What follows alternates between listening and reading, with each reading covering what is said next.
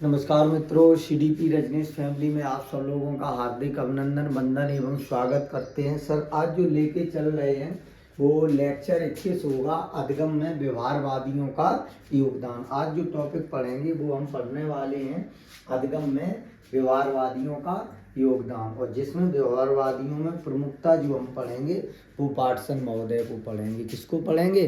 बाटसन महोदय की थ्योरी पढ़ेंगे। चलो स्टार्ट करते हैं अधिगम में व्यवहारवादियों का। देखते हैं अभी तक हमने क्या जाना था। अभी तक हमने जाना था टॉपिक जो होगा अधिगम में व्यवहारवादियों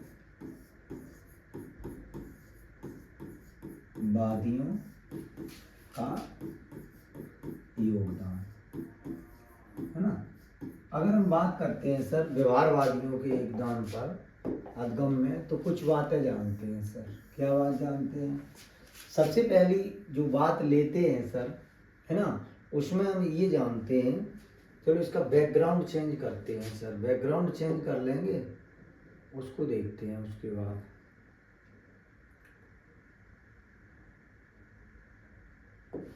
चलिए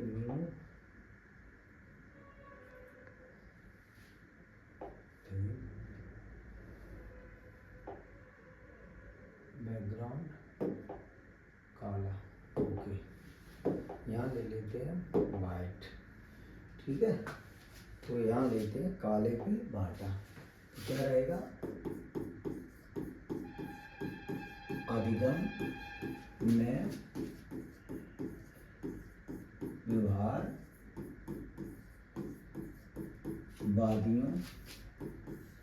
का योगदान, है ना। अगर हम बात करते हैं अधिगम में व्यवहारवादियों के योगदान की, है ना, तो अभी तक जो टॉपिक पढ़ा था वो हमने क्या पढ़ा था, बहुत अच्छे से जाना था। तो यहाँ पर यूपी टेट में पहला एक प्रश्न बनता है। यूपी टेट में क्या प्रश्न बनता है कि प्रमुख व्यवहारवादी, अर्थात प्रमुख व्यवहारवादी कौन है। तो इसको हम ट्रिक्स में हमने आपको ले लिया था। क्या ट्रिक बताई थी? बाबू था, स्किनर हल, गुथरी पाव। क्या बताया था? तो यहाँ बाटसन महोदय बताए थे। बाटसन, यहाँ था वुडवर्थ, ये था आपका थाम, डायक था आपका, स्किनर था आपका, हल था, और गुथेरी था,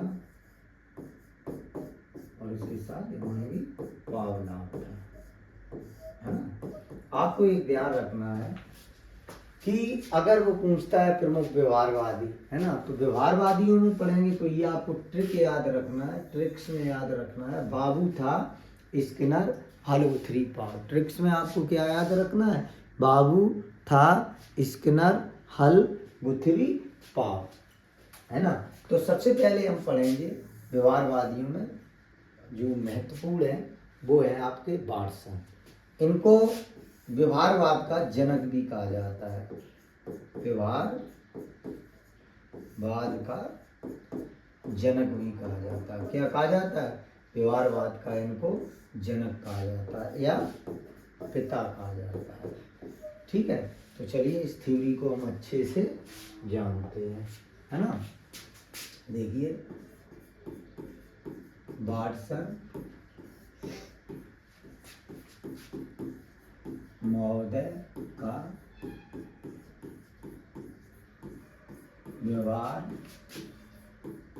व्यवहारवाद में योगदान। जो बाटसन महोदय हैं इनका व्यवहारवाद में क्या योगदान रहा है ना, तो हम प्रॉपर रूप से बाटसन महोदय की थ्योरी को जानेंगे। है ना।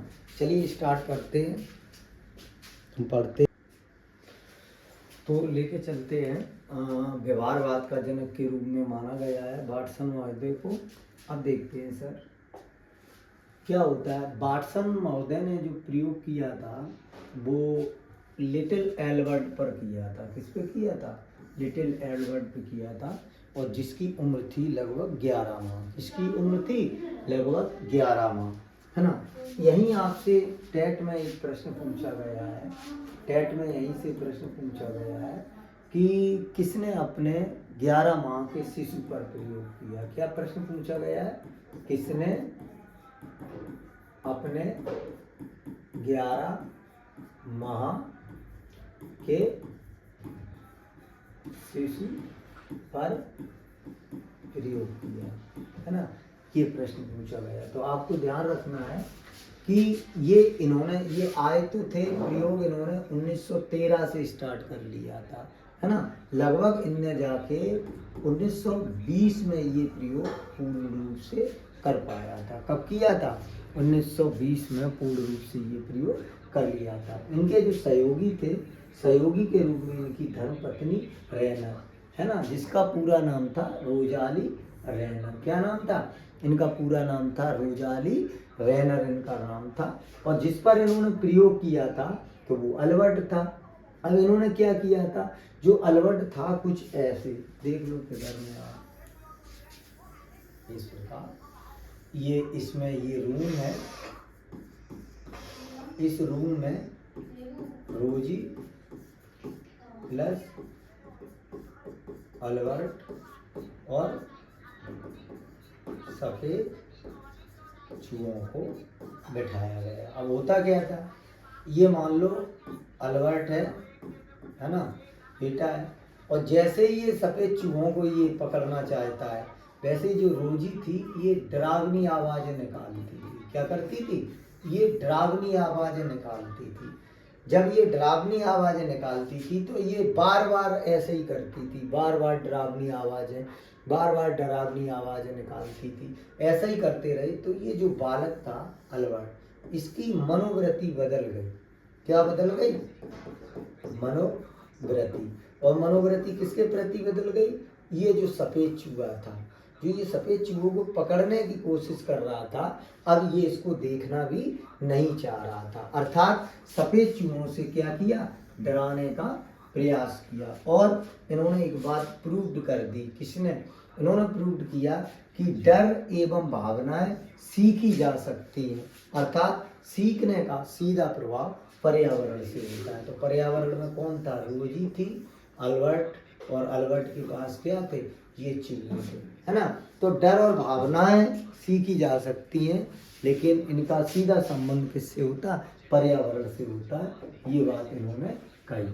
वाटसन महोदय ने ये भी, अगर हम बात करें तो फिर तब इन्होंने ये बात कही थी, ये देख लो, कहा था कि मनोविज्ञान व्यवहार का निश्चित विज्ञान है। ये टेट में आपकी डेफिनेशन आ भी गई। ये किसमें आ गई? टेट में डेफिनेशन आ भी गई। और टेट में कब ये डेफिनेशन आई सर? जब इन्होंने छोटे से बालक पर प्रयोग कर लिया। और जब प्रयोग कर लिया, प्रयोग करने के बाद इन्होंने कहा मनोविज्ञान व्यवहार का निश्चित विज्ञान है। और एक जगह सर इन्होंने ये भी कहा कि मनोविज्ञान व्यवहार का धनात्मक विज्ञान है। ये एक और डेफिनेशन दी इन्होंने, चाहो तो लिख लो। क्या डेफिनेशन दी? मनोविज्ञान व्यवहार का धनात्मक विज्ञान है। धनात्मक विज्ञान है। क्या है?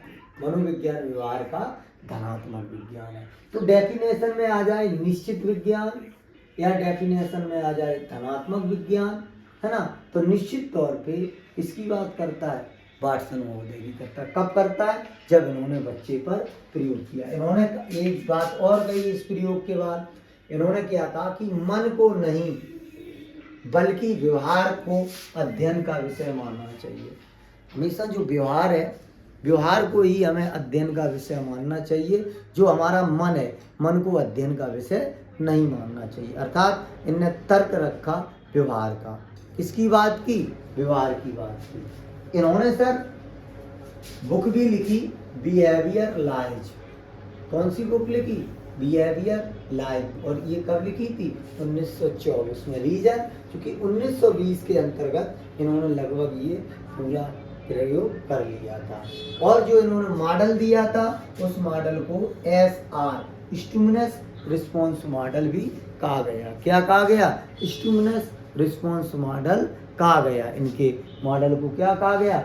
स्टिमुलस रिस्पॉन्स मॉडल कहा गया। और इन्होंने प्रमुखता एक लेख भी लिखा।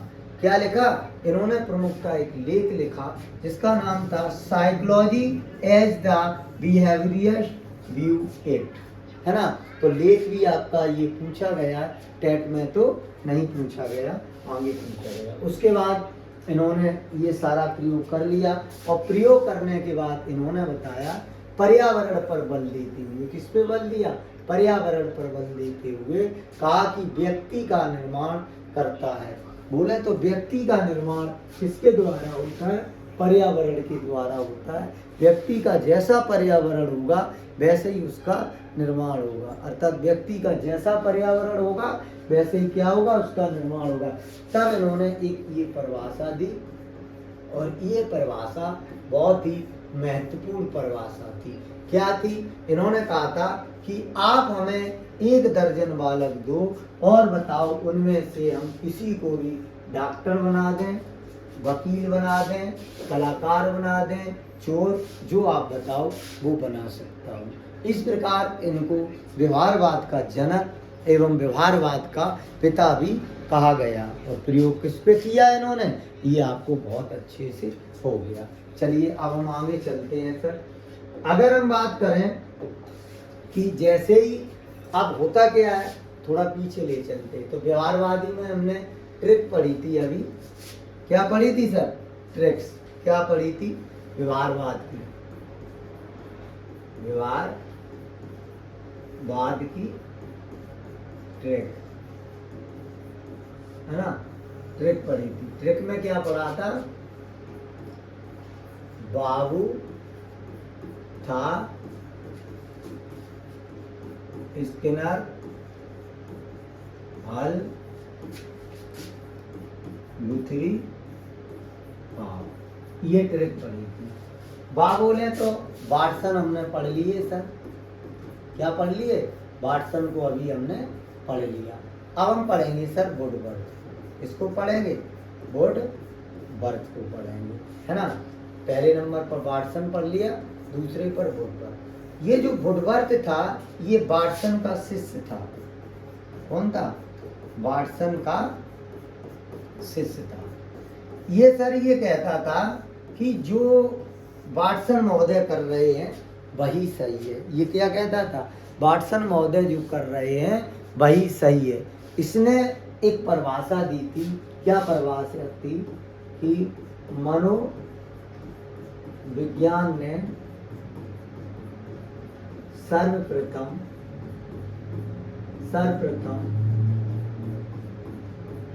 आत्मा का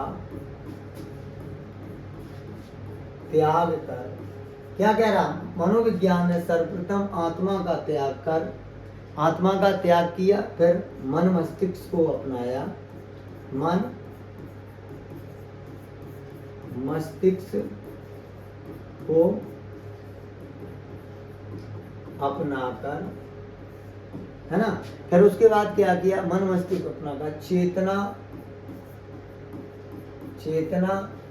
का त्याग कर व्यवहारवाद पर आश्रित, है ना। इसने ये कहा है कि सबसे पहले मनोविज्ञान ने आत्मा का त्याग किया, फिर मन मस्तिष्क का त्याग किया, फिर चेतना का त्याग किया। आज किसको अपनाया? व्यवहारवाद को अपनाया। अपने जीवन में महत्वपूर्ण कार्य वुडवर्थ का इतना ही रहा है। कितना रहा है? महत्वपूर्ण कार्य वुडवर्थ का इतना ही है। नए वीडियो में हम आपको मिलते हैं थॉर्नडाइक का सिद्धांत। तो अगर वीडियो अच्छा लगे तो अपने वीडियो को लाइक करें, सब्सक्राइब करें, है ना। और दोस्तों को भी पहुंचाएं, जिससे हमारा भी मोटिवेट हो। अगले वीडियो में मिलते हैं। जय हिंद, जय भारत।